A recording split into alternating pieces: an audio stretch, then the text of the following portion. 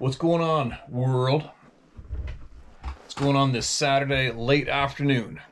Back. A little bit beat up. I forced Sarah to take a day time out with me today. We went back to our special little steelhead hole in hopes to have some fun and excitement battling wild steelhead. It didn't happen. Not even a tickle. It, of course, started raining. What it was supposed to, apparently, I don't know. But anyway, you know how it is, boys. When we take our women to the wilds, they don't like being cold. Whereas us could normally stand in the river all day. So when you notice the rain coming, the cold's coming, it's like, oh no, come on. And you get the pressure. Come on, come on, come on. Bite. And had all the cameras set up perfectly and ready to go to make a real cool fishing video, which I would love to do. Didn't happen. So at the end, excuse me, I hooked up my camera rig, and I threw the camera out in the water. And sure enough, the big steelhead we caught the day before yesterday went ripping by with another big steelhead. So one thing it showed me in that big pool is they don't just lay there in the same spot. They're all ripping around all over the place. Anyway, they won. We lost. They laughed at us. Now, what's going on today? I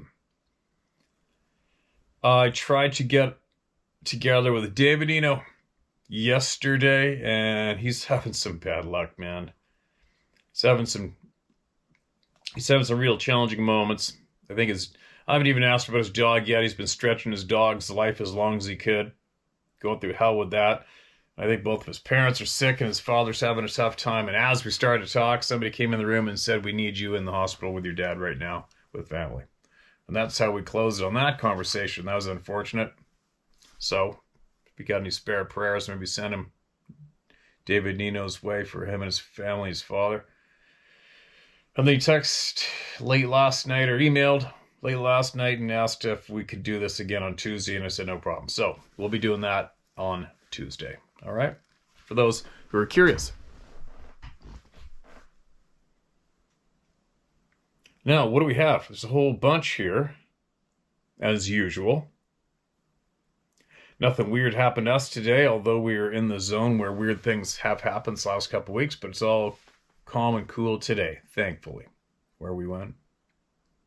This is titled True Facts. Dear Steve Isdall and the How to Hunt family, my name is Peter. I only have 2 Sasquatch saw-by stories that may be of interest to the folks. Only 2. Okay. What a rep. Yet, I'd like to share my encounters with other things. I shall begin my first encounter with my family. My dad loved our land, North America. My dad decided to take our family on a pleasant family vacation. We went to many places in the northeast of Canada. At a point, we were in Quebec. We had driven for miles without seeing a gas station for quite some time. We had pulled our vehicle over to stretch our legs and to have lunch. There were trees in all directions. My family was about to have lunch when a human/animal yelled at all of us. The vocals went through our bodies as well as into our minds. My family understood. Although the being's language was neither French or English or another human language, he 100% masculine told our family to leave now. We proceeded to pack everything up, then we left. We didn't only leave Quebec, my family left the country of Canada.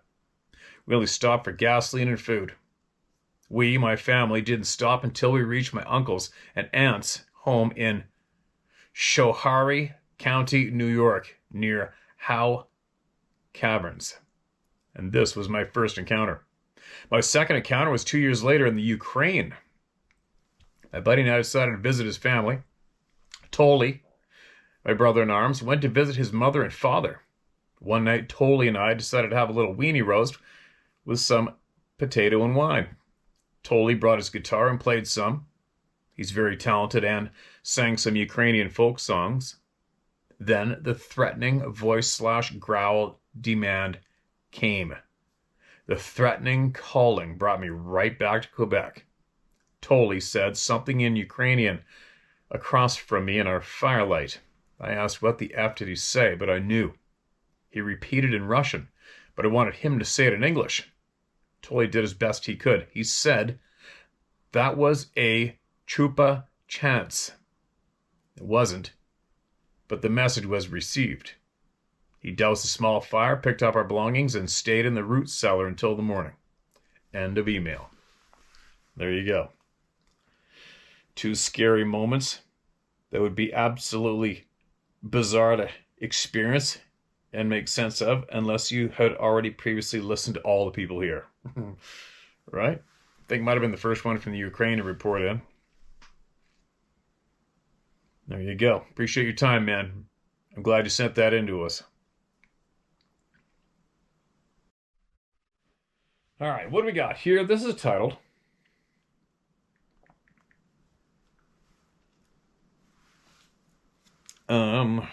This is titled My Experience with Sabe. I've been an avid listener since you started reading emails. Has it been 5 years now? I think so. Wow, time is flying by. No shit. 5 years? Really? I've been fascinated with Sabe's stories since the Boggy Creek Monster movie came out. I read every article I could and always thought there was something true about what I was learning. I've never wanted to be surprised and scared, but I've been very curious. I listen to you every day and enjoy coffee right along with you at the diner. All right. I even went as far as to ask the universe to let me see one at a distance where I wouldn't be scared. Almost 2 years ago, my wish came true. I'll leave out names, specific location, except to say in the state of Kentucky. I'm a motor coach driver. You know, the big 45-foot buses. I'm a woman, and I love my part-time job. I was a part of a task force search and rescue on duty in a flood area. The first night we arrived, we were sleeping on a gymnasium floor in sleeping bags. I'd made up my bed and smoothed out the top. I then left to return later and find a small, clear, 3-sided oval-shaped crystal on top of my bed. I thought it was curious, but didn't really pay any attention to it. In fact, I laid it on the floor beside my bed. I was really tired as I had driven through the night, 14 hours, and had been up over 24 hours. Yes, we know that's illegal, but when a task force is en route to an emergency, the DOT rules go out the door. No doubt. Several nights later, our security guards were all excited as someone had broken through their security perimeter. One guard had taken a picture of something taller than the top of a boat on a 2-boat trailer. 6 to 7 feet. I don't have a copy of the picture, but I did see it. Hairy, but not much detail, and it was just what showed over the top of the boat. Nothing below. A night later, I couldn't sleep, and I went outside to find about 10 to 12 guys who evidently couldn't sleep either. As I looked out in the parking lot, something tall and hairy was walking through. It was about 11 o'clock. The being was covered in brown hair and between 6 to 7 feet tall. He walked to the corner of the lot and then down a slope into a cornfield, and everyone saw it. I seemed to be the only one who knew what it was. The being had stopped under a tree and had eaten part of an apple. So the next day, 3 of us, being very curious, put another apple there to see what happened. We didn't see anything that night, but the next morning the apple was eaten. He left part of it behind, and there were 3 more oval crystals left under the tree. Wow. That's when I remembered the one left on my bed the first day. This activity repeated on 3 following nights. One morning before we left, I found a turkey feather stuck up under the rubber on the windshield of my bus and a crystal on the bumper. I entered the bus, and there were 3 crystals on the driver's seat. The next day, we left for home, and I was driving into the sunset, and I looked out my left side window, and there was a huge handprint. I'd noticed it before because of the bright light of day. That night, I had the biggest guy in our group put his hand over the print to judge the size. The fingers on the print were at least 1.5 to 2 inches longer. Also, the print was 8 to 9 feet off the ground. I have pictures of him walking across the lot. The crystals, the feather, the handprint, which I'm including. Really? I was never frightened, and I feel a special gifting took place. The pictures are live pictures, and when I put my finger on him, it shows him walking. I don't know if that feature will work when I send them to you. And this is what happened, and I have witnesses to all of it. I hope this helps someone share their experience and maybe another piece to the puzzle. How did I get the crystal in the gym on my bed the first night? Someone was always in the area and it was inside. Interesting, huh? It was like it was a heads to what was coming. I know the picture of the being are iffy. He was on a lower parking lot moving from left to right. All you can see is from the neck up. In the last picture, you can see the brown outline in the black night. Steve, I'm not really scared of much. I've traveled all over the U.S. and I've worked in cities I've known nothing about. I'm a free woman, and like you, I have a lot of questions. Thanks for helping me get a few answers. Please use my name, Donna Henry. Donna, absolutely appreciate you. That sure looks like a human handprint, doesn't it? Too bad you didn't. Well, there's a hat right there for a size reference. There you go. I was just going to say, too bad you didn't have a human hand beside it to refer to, but there's a hat right there. That hand looks like a basically palm. If there's a human head in the hat, that hand print could palm a human head like nothing. There's the turkey feather. And those are odd rocks, aren't they? Crystals? Anybody familiar with these crystals? And where they are normally found and where they would come from? Anybody? Let us know.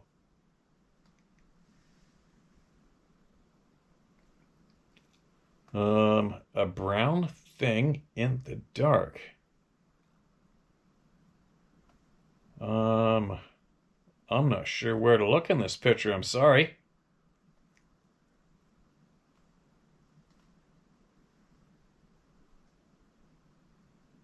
Oh, to the right of... I'm sorry. What am I looking at here? Oh, come on.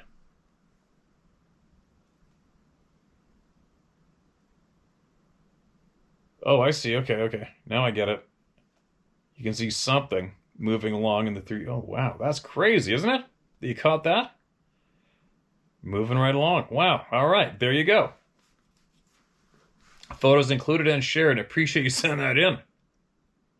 Let's see if some of our geologists here, or anybody, or rock hounds, can share with us in the comment section below where they feel those crystals may be native to. Where do you typically find round, clear rocks like that? I wouldn't know, but I'd like to know. Somebody, share it. Wow. All right, let me save all these photos. Second. All right, there you go. So the photos, the photo sequence of the brown thing moving along the bottom, that's a pretty bold move if that isn't a human, right? Whatever that is, it's a pretty bold move walking out of those lights in front of the humans like that, isn't it? That's not too common. And then all the amount of other people have seen that same thing. I wonder how many are here in the channel. I wonder how many. And if they would email in their version or even comment on it in the comment section below. That'd be great. Drive safe. Please be safe wherever you are and whatever you're doing. I'd appreciate you sending those in.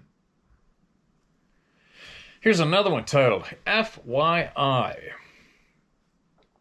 If you share this, my name is Faye, and I am in the corrupted province of Ontario.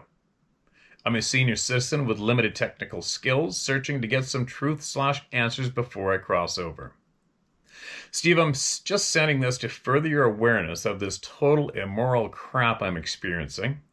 I also know that you are aware of the situation. I guess I just need to let you know that my already full support of you and this community has doubled down. The Canadian creep has managed to limit my ability to watch your daily sharings. They had restricted my ability to see comments before this latest criminal offense. They've also denied me the ability to access Rumble. The cowards have restricted a few other channels as well.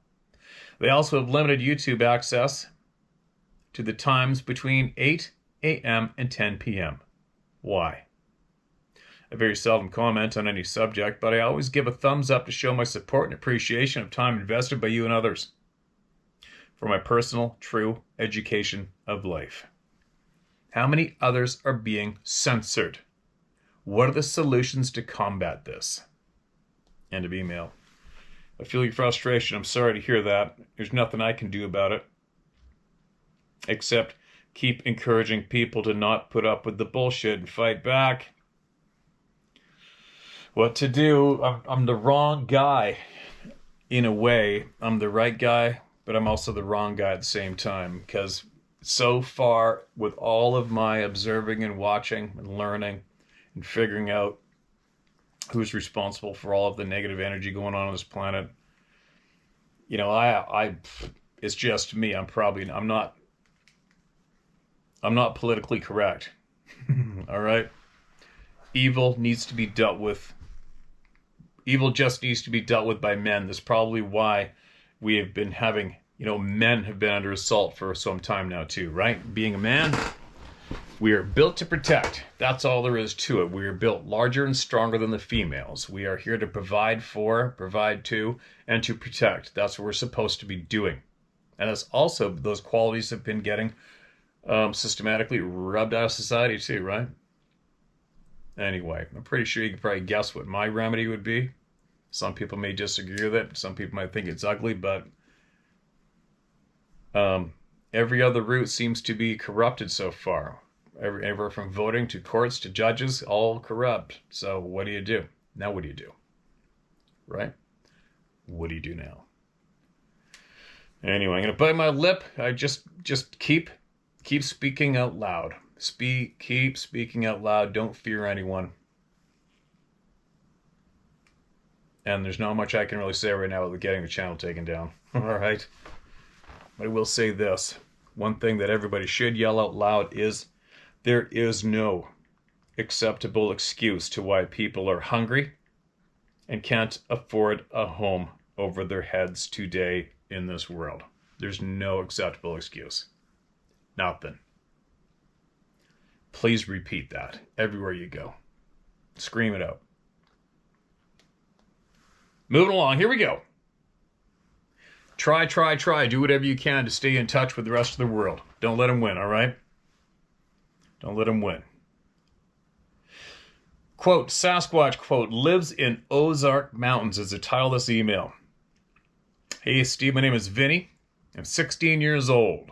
Welcome, Vinny. Young man, I just figured I'd share a couple encounters I've had over the years. The first time I ever encountered Sasquatch, I was living in the Ozark Mountains in OK. I was 14 years old. I was bow hunting deer. I woke up an hour before the sun came up to head to my tree stand. I was at the bottom of the tree stand and I could hear deer on the ravine next to me. So I quietly climbed up the tree, hoping they didn't see me. I got settled in and they did not see or hear me. They continued to feed, play whatever they were doing, very loudly for 20 minutes. Then when the sun started to come up, they started coming up the ravine to the pile of oatmeal I had put out. It was almost shooting light. My heart is pounding. And right as I start eating, I'm about to draw back, and suddenly, the most violent, bone-chilling scream, roar, whatever it was, came from behind an old abandoned semi-truck trailer 40 yards away. Excuse me. There's an old abandoned semi-truck in the woods. I don't know. Keep in mind there are no bears or hogs in this area, and it definitely wasn't a coyote. The deer ran off immediately. I looked at the semi-truck, and there is a dark head and shoulder peeking out from behind the trailer, level with the top of the semi-truck, looking right at me. It was low light, but I know what I saw. I made eye contact with it for 5 seconds, and then it moved back behind it. Then it peeked back out, and then vanished. The timing of the roar had to be intentional, as if it was making a message or something. The next encounter I had when I was 15. We just moved to Washington State. We were camping in the woods on Mount Rainier. My brother and I took my dog for a walk and decided to go up a trail that leads up the mountain. We started walking up the mountain, and the brush cleared to open timber. This is a spot at high elevation. We stopped, and my brother said, "I have a bad feeling we need to go back." "You always say that. Quit being a wimp," I said. Mind you, he's always been right when he gets a bad feeling. He insisted. "I have a really bad feeling." So we stopped there and took a break. We rolled over a log because our dog loved digging for bugs, and he was digging and then just stopped, turned around, and all his hairs and tail stood up, and he started growling. You could hear a pin drop. The birds stopped chirping, and me and my brother looked at each other with terror. Then branches started snapping, and deep breathing, and unexplainable noises started coming toward us from around the corner. Knowing we were 2 to 3 miles up the mountain, we thought we weren't going to make it, but we ran as fast as we could down the mountain and luckily made it out. I know you might think, well, that could have been just a bear, but the birds, bugs, and whole forest did not go silent from a bear. You could just feel the presence of something much more than a bear. It felt evil. We were terrified, and the dog was trembling. Creed, our dog, deserves the credit for likely saving our life that day. Sadly, he passed recently, but you can discern that one. This is not an encounter, but we were at a different campsite a couple weeks later, and me and my brother were fishing a river and walked over a huge footprint. You could see the long toenails. The shape was much different than a human. It was narrow and slanted weirdly. My dad put his foot next to it, and it was 4 to 5 inches smaller than it. My dad put his foot next to it, and this was, I think he probably meant his was 4 to 5 inches smaller than it, right? And my dad had pretty big feet. Okay, that's what you meant. Got it. Gotcha. It was way deeper in the sand than my dad's. A couple more encounters that are pretty scary, but I don't want to bore you all day. Maybe I'll share them another time. Thanks for letting me share. Have a blessed day. Dude. Vinny, appreciate you sending that in, man. Big time. You're brave and you're honest. Welcome to the club, young man. And if you get a chance, you may or may not have heard me before, but you get a chance to get your shit read here. You get it all in one email, all right? You do not bore anyone ever. It's knowledge. It's valuable, valuable knowledge, all right? Your knowledge is valuable to the rest of the world, especially today, as well as your honesty and your being brave. Okay, man? So email me back with everything you got if you want, but do it. I'm just encouraging you to keep speaking freely, openly, and honestly, and let it rip. I'm glad you're still going out of the woods, man. Don't stop going out and doing what you love to do, no matter what, Benny, all right? Appreciate you, man. Email me back. This next one is titled Grandma and Me. Steve, my name is Jim. This is the closest I've come to an encounter besides hearing odd crashing in the woods or feeling a presence. So here it goes. It was my grandmother and I. I wish my grandmother was still alive to ask her more about this experience. She was a no-nonsense, hard woman that ran a cattle company for 40 years after my grandfather passed away. She was not easily shaken or scared. I remember going to count cattle with her in the foothills of the Cascade Mountains. The property was on the eastern side of the Cascade Range. We'd go up in the timber to a spring-fed water trough and get a head count on the livestock once or twice a week. I was 6 or 7 years old. I believe it was early June when we were experiencing something that shook her enough to grab me up, toss me in the pickup truck, and leave us fast, so fast, that I left my pocket knife and she left her binoculars. Those binoculars were my granddad's, and she cherished them. I remember that for years and years. I finally asked her about it when she was in her 90s. She told me never to tell anyone what she was about to tell me because people would judge me. She told me that the, quote, valley beast, end quote, was about 20 yards from me, peeking around a pine tree watching us. She'd seen him numerous times and hated that she had. The natives called this Bigfoot the valley beast. It was common knowledge that he lived up there. So common that they named this one and knew when he was. The ranchers, I think he probably meant knew when he was around. Then it goes on to, the ranchers wouldn't move cattle to the timber too early because she told me that the big guy was very active and hungry from April until June. When my granddad was alive, she said that he and his brothers lost 3 calves one spring. They were pissed. The 4 brothers camped out, hoping to catch the thieves. The 3rd night out, they were attacked with big rocks being thrown from the trees at them in camp. The next morning, they found my uncle's horse's neck snapped. They had a watch posted at all time during the night after being attacked with the rocks. No one heard a thing. And I wish I had more info from her to share. Well, that was a good chunk. That was a good chunk. Wow. There you go. More people being heard. It's endless. Snap the horse's neck. That's a shit-eating prick move. That's just not a good move, man. That would be very frustrating for me anyway. If something intentionally snapped the neck of one of my horses just to make a display. And me, knowing how hard it is to actually catch up to these beings, it would really, really frustrate me because I would obviously probably dedicate all my life to trying to hunt them down and put a hole in them. Which would be really, really difficult, right? But what a shitty thing to do. Snap the neck of your horse. They've killed a lot of horses in the past. Horses have been hung up high in trees, necks broken, legs broken, hung up, there's been it's a strong pattern. Can't get out of it. Sorry to say that to all you people who claim to have warm and fuzzy relationships with these beings, but it's true. Innocent human beings have been violated in the past. There's no denying it. It's unfortunate. Now, who else do we got? I don't even know how long I've been sitting here. I'm half asleep. Barely keep my eyes open. As usual. Okay, this next one. Where did this come from?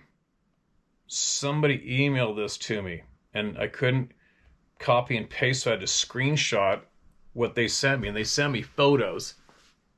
You see that? Handwritten note.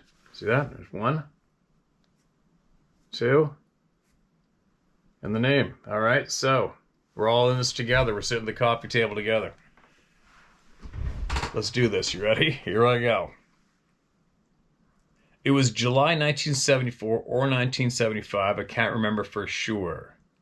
I, Pam, went camping with my family to Moon Lake Campground and Lodge.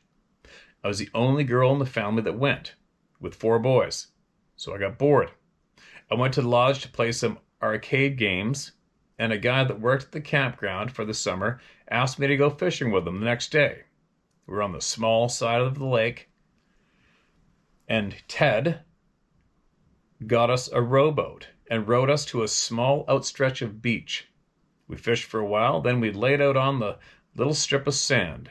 We were talking, and I looked across the lake where the pine trees grew almost to the edge of the water. A big, tall, hairy being walked out of the trees and stood there. It was almost as tall as a full-grown pine tree that he stood beside and walked upright. I just kept staring. And as I watched, 2 people walked out of the trees and stood beside him. They looked like normal-sized adults.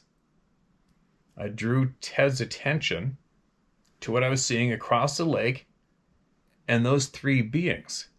Ted hurried, wrapped up our fish, and packed us up, and the only thing he said as he rode back to the campground was, "I have to get back to the lodge." I never saw him again. I thought about what I saw, I talked it over with my family, and I am totally convinced that I saw a Bigfoot that day. 3 weeks later, a news report said a Bigfoot was reported being seen at Moon Lake. Daryl McKnight. There you go. I think I kind of remember that being emailed to me. Somebody talked to somebody at their work, I think. And this guy told a story and allowed him to write it down. I think that's how that went. So there you go. And here's a comment screenshot. And this was back when somebody wrote it and asked if anybody who had been baptized had seen a Sasquatch, right? And I think there was a plethora of replies to that. So here is a screenshotted comment. I have seen a Bigfoot. Also, I have been baptized. Feel free to use my story. My name is Debbie. I was in Wellston, Wellston, Michigan. Was near Dublin about 12 years ago. I was walking with a friend on a trail looking for morel mushrooms. There was a big pile of crap, the size of a 6-pack tall cans, left in the middle of the trail. The Bigfoot was looking over bushes about 25 feet, had a human-looking face. I feel it was a juvenile. Long black hair, charcoal color face, 6 to 7 foot tall. It was looking over the bushes at us. We were talking to each other when we made eye-to-eye contact. Then we turned around, walking back down the trail. The Bigfoot was looking over the bushes at us. And then on the side of the bushes. Did this several times. We laughed when we passed the crap. Never told anyone about it. Felt it needed to be free. Since the last year, I have been listening to all the stories you reminded me of seeing it. I told a few friends, sending blessings and prayers to all those in need. Godspeed, healing Sarah. All right, Debbie, appreciate you coming forward. That's quite the experience.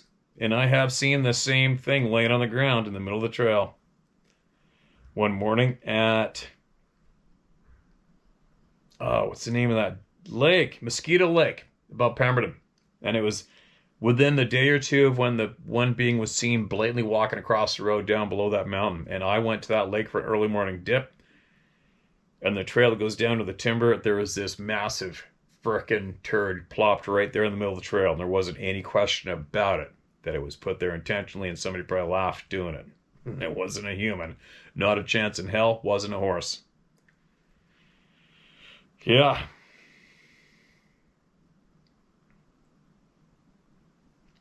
What else? I don't know how long I've been sitting here. I should probably get inside now. Oh, man, I got a whole pile here. Holy cow. Okay, I'm going to read one more of these screenshots, all right? Every day since June of 1986, I've thought about what I saw in a remote forest, and the question keeps rolling in my mind, what the hell was that? Who or what are these beings? I'm sure it wasn't a bear, and if it was a man in a costume, then he was a giant with incredible speed and strength and could maneuver in the dark wearing a mask and a high-quality costume. He ducked under a branch that was 8 feet high. What huge man would don a costume and travel dozens of miles into the forest at 3 in the morning? Who would risk getting shot over some stunt on a stranger? And a man with that size, strength, and agile speed would be making huge money in the NFL, not pranking strangers in the woods in the dark of night. So what am I left with? It's so hard to accept, but simple deduction leaves only one possible answer. And there you go. You know what you saw. If you're commenting on a channel that's been dominated by people seeing these beings, you know what you saw. There you go. There you go. A little late, but got her done. Got her done. Share my story at howtohunt.com. All right? Just get it out. Speak openly, honestly, don't be afraid. You found your tribe, you found your people here. There's a lot of people here. There's a lot of brave, honest people here. A lot of brave, honest, frustrated people at the same time, right? Anyway, share my story, howtohunt.com, okay? And don't forget, and make sure you tell your children this too. Tell everybody you can. There isn't one acceptable excuse for why people cannot afford to eat or have a home today. Not one. Not nothing. All right? There is a war against humanity right now, and the evidence for that is in our faces. Somebody hates us. Somebody hates us and sees us as disposable. I don't even know what. I don't even know how we were looked at, but it's not in a good light. So anyway, get brave, get loud, get pissed off. You deserve to be pissed off, at least now. You should be. If you're not, you're probably the living dead.